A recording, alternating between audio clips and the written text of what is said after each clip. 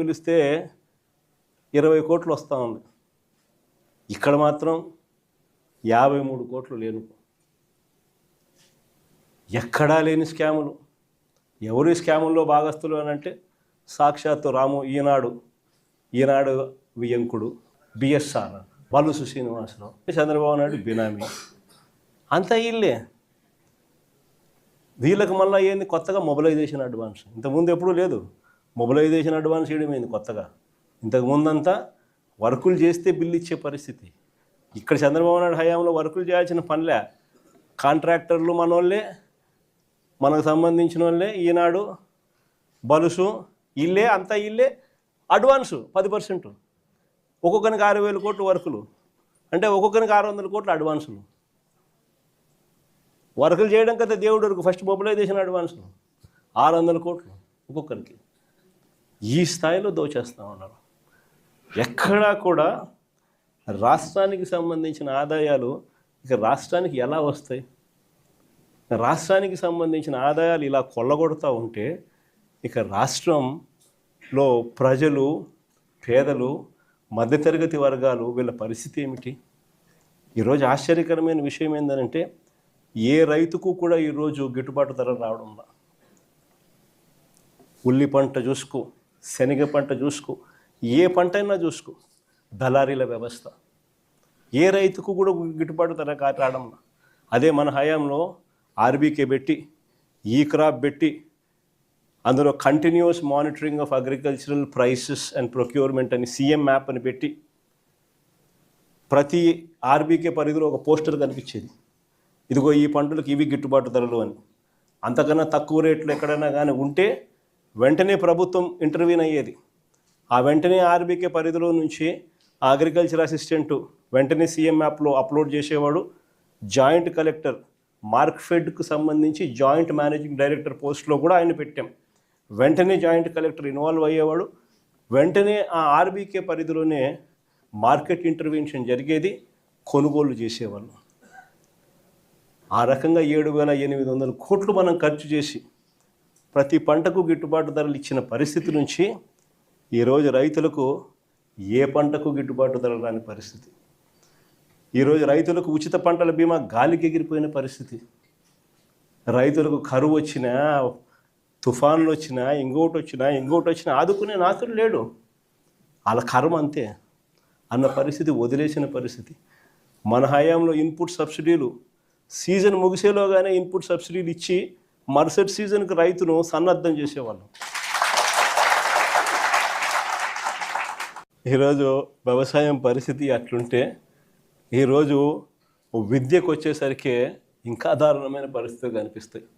Fee reimbursement బకాయిలు మన ప్రభుత్వ హయాంలో ప్రతి త్రైమాసికం అయిపోయిన వెంటనే, ప్రతి 3 నెలలకు ఒకసారి ఆ త్రైమాసికం అయిపోయిన వెంటనే మరుసటి త్రైమాసికంలోకి వచ్చేసరికి ఇంతకు ముందు త్రైమాసికానికి సంబంధించిన డబ్బులు తల్లుల ఖాతాల్లోకి నేరుగా పడిపోయేది. ఫీజు రీయింబర్స్మెంట్ కింద విద్యా దీవెన, వసతి దీవెన, ఈ 2 కూడా క్రమం తప్పకుండా ఇచ్చేవాళ్ళం మన ప్రభుత్వ హయాంలో. ఈరోజు పరిస్థితి చూస్తే ఏకంగా ఇప్పటికే ఈ సంవత్సరానికి సంబంధించిన బడ్జెట్ కూడా లెక్కేసుకుంటే 10,000 కోట్ల అవసరం ఉంటే బడ్జెట్లో 2,600 కోట్లు పెట్టినారు. అది ఎంత ఇస్తారో తెలీదు. పిల్లలకు ఈరోజు చదువులు మానేస్తూ ఉన్న పరిస్థితులు. తల్లిదండ్రులు ఈరోజు పిల్లల్ని చదివించాలంటే చదివించలేము అని చెప్పి పిల్లలు చదువులు ఆపించేసి వాళ్ళని పనులకు పంపించే పరిస్థితిలోకి తల్లిదండ్రులు వచ్చేసినారు. విద్యా దీవెన పరిస్థితి అది, వసతి దీవెన పరిస్థితి అది, నాడు నేడు స్కూళ్ళల్లో పూర్తిగా ఆగిపోయిన పరిస్థితి.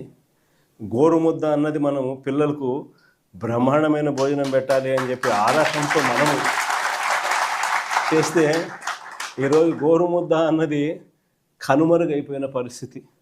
8వ తరగతికి వచ్చేసరికి పిల్లల చేతుల్లో ట్యాబులు కనిపించేటివి. ప్రతి స్కూలు ఇంగ్లీష్ మీడియం. నాడు నేడుతో 6వ తరగతి నుంచి ప్రతి class digitised class room. Government స్కూళ్ళు ప్రైవేట్ స్కూళ్ళతో పోటీ పడలేరు అన్న పరిస్థితిని మార్చేసి ప్రైవేట్ స్కూళ్ళు గవర్నమెంట్ స్కూళ్ళతో పోటీ పడే పరిస్థితి మన ప్రభుత్వ హయాంలో మనం తీసుకొస్తే ఈరోజు స్కూళ్ళన్నీ కూడా నిర్వీర్యమైపోతా ఉన్న పరిస్థితి కళ్ళెదుటే కనిపిస్తూ ఉంది. ఇక వైద్యం గురించి నేను చెప్పాల్సిన పనుల, ఆరోగ్యశ్రీ అన్నది మన హయాంలో ఏకంగా 25 లక్షలకు పెంచినాం. 3300 ప్రొసీజర్లను తీసుకొచ్చినాం. ఏ పేదవాడైనా, ఏ మధ్యతరగతి వాడైనా కూడా వైద్యం బాగోలేకపోతే ఆ పేదవాడు అప్పుల పాలయ్యే పరిస్థితి ఏనాటికి రాకూడదు అని ఆ పేదవాడిని చెయ్యి పట్టుకొని నడిపించే కార్యక్రమం చేసినాం. వైద్యం చేయించడమే కాకుండా వైద్యం అయిపోయిన తర్వాత రెస్ట్ తీసుకునే దానికోసం ఆరోగ్య ఆసరా అని చెప్పి నెలకు 5,000 రూపాయల డబ్బులు చేతిలో రివర్స్ పెట్టి పంపించేవాళ్ళం మన హయాంలో. ఈరోజు నెట్వర్క్ హాస్పిటల్లో మాకు 3,200 కోట్లు బకాయిలు ఉన్నాయి. చంద్రబాబు నాయుడు గారు ఈ బకాయిలు ఇవ్వకపోతే మేము చేతులు ఎత్తేస్తున్నాము, మేము బోర్డు తిప్పేస్తూ ఉన్నాము అని చెప్పి ఏకంగా స్ట్రైకులు చేస్తూ ఉన్న పరిస్థితి. పేదవానికి ఈరోజు ఆరోగ్యం అందుతూ ఉన్నా అందకపోయినా కానీ కనీసం ఆలోచన చేసే నాతుడు కూడా ఈరోజు రాష్ట్రంలో కరువైన పరిస్థితి.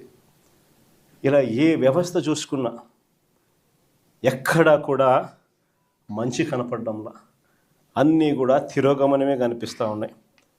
రాష్ట్రానికి సంబంధించి ప్రభుత్వం బాధ్యతగా చేయాల్సినవి ఏవి కూడా బాధ్యతలు నిర్వర్తించడంలా.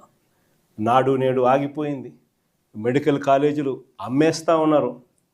ముఖ్యమైన రాయలసీమ లిఫ్ట్ వంటి ప్రాజెక్టులన్నీ కూడా చేయకుండా ఆపేసిన కార్యక్రమాలు కనపడతా ఉన్నాయి. రైతుల గురించి పట్టించుకునే నాతుడు లేదు, పిల్లల గురించి పట్టించుకునేవాడు లేడు, అక్క చెల్లెమ్మల గురించి పట్టించుకునేవాడు లేడు. చివరికి అక్క చెల్లెమ్మలకు పొదుపు సంఘాలకు 0 వడ్డీ డబ్బులు కూడా ఇవ్వని పరిస్థితి. స్కీములకు అయితే దేవుడెరుగు, కనీసం 0 వడ్డీకి డబ్బులు కూడా ఇవ్వని పరిస్థితిలోకి అక్క చెల్లెమ్మలు మొత్తం నిర్వీర్యమైపోయిన పరిస్థితులు ఈరోజు రాష్ట్రంలో కనిపిస్తూ ఉంది. ఇలాంటి పరిస్థితుల మధ్య వైఎస్ఆర్ కాంగ్రెస్ పార్టీ శ్రేణులు ప్రజల తరపున పోరాటం చేయడానికి వైఎస్ఆర్సీపీ జెండాను చేత పట్టుకుని ప్రజలకు అండగా తోడుగా మేము ఉన్నాము అని చెప్పి ఈరోజు వైఎస్ఆర్సీపీ పార్టీ రాష్ట్ర వ్యాప్తంగా ప్రజలకు తోడుగా ఉందని చెప్పి గర్వంగా కూడా ఈరోజు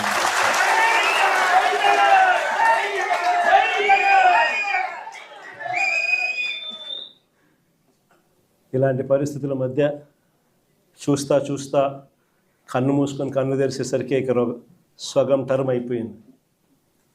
5 ఏళ్ల కాలంలో సగం టర్మ్ అయిపోయింది. ఇక మిగిలినది మరో సగం టర్మే.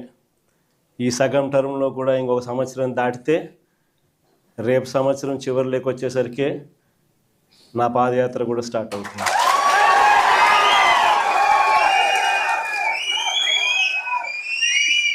దాని తర్వాత 1.5 సంవత్సరం నేను కూడా రోడ్డు మీదనే ప్రజలతోనే ప్రతి నియోజకవర్గము తిరుగుతూ వస్తా. ఆ తర్వాత ఆ పాదయాత్ర స్టార్ట్ అయిన తర్వాత చంద్రబాబు నాయుడు గారికి వైఎస్ఆర్ కాంగ్రెస్ పార్టీ శ్రేణులు ప్రతిరోజు చంద్రబాబు నాయుడు గారికి సినిమా చూపిస్తాను. చంద్రబాబు నాయుడు గారికి మోస్ట్ ప్రాక్టికల్ సొల్యూషన్ ఇచ్చినాం మనం. అయ్యా చంద్రబాబు గారు, రాష్ట్రానికి ఇప్పుడే కాదు, మీరు చేస్తూ ఉన్న చర్యలతో రాష్ట్రానికి ఎప్పటికీ క్యాపిటల్ లేకుండా చేస్తూ ఉన్నారు. అలా చేయడం వల్ల రాష్ట్రానికి అసలు క్యాపిటల్ అనేది ఉండదు మీ వల్ల. దయచేసి ఇది మానుకోండి. అమరావతి అని చెప్పి నువ్వు రైతులను మోసం చేస్తూ ఉండవు, అమరావతి అని చెప్పి నువ్వు ప్రజలను మోసం చేస్తూ ఉండవు. ఆ అమరావతిలో రోడ్లు వేయడానికే, కరెంట్ వేయడానికే, డ్రైనేజ్ వ్యవస్థ నెలకొల్పడానికే, నీళ్ళు ఇవ్వడానికే, ఇలాంటి బేసిక్ వసతులు కల్పించడం కోసమే నువ్వంతటి నువ్వే ఎకరాకు 2 కోట్లు ఖర్చు అవుతుంది అని చెప్పి నువ్వంతటి నువ్వే సెంట్రల్ గవర్నమెంట్కు డిపిఆర్లు ఇచ్చినావు, నువ్వంతకు నువ్వే బ్యాంకులకు డిపిఆర్లు ఇచ్చినావు. ఈ లెక్కన 50,000 ఎకరాలకే 1,00,000 కోట్లకే దిక్కు లేదనుకుంటే మరో 50,000 ఎకరాలని చెప్పి నువ్వు మళ్ళా వచ్చి మళ్ళా తీసుకుంటూ 1,00,000 ఎకరాల అమరావతి అని చెప్తూ ఆ 1,00,000 ఎకరాలకు 2,00,000 కోట్లు తేవాలి అని అంటే ఆ 2,00,000 కోట్లతో నువ్వు నిరంతరం రోడ్లు వేస్తూనే ఉంటావు, నువ్వు నిరంతరం కరెంట్ ఇచ్చే కార్యక్రమమే జరుగుతూ ఉంటుంది, నువ్వు నిరంతరం డ్రైనేజ్ పనులే చేస్తూ ఉంటావు, నువ్వు నిరంతరం నీళ్ళు ఇచ్చేదాని కోసమే నువ్వు అవస్థ పడతా ఉంటే ఇక రాజధాని ఎప్పుడు వస్తుంది? ఎన్ని దశాబ్దాలు పడుతుంది? ఇప్పటికే 12 ఏళ్ళు అయిపోయింది 2014 నుంచి ఇప్పటికీ. ఇప్పటికే దిక్కు దివానం లేదు. ఇంకా ఎన్ని దశాబ్దాలు పడుతుందో తెలియదు. డబ్బంతా రోడ్లకే ఖర్చు అవుతుంది. డబ్బంతా కరెంట్ వేయడానికి ఖర్చు అవుతుంది. డబ్బంతా డ్రైనేజీలు పెట్టడానికే ఖర్చు అవుతుంది.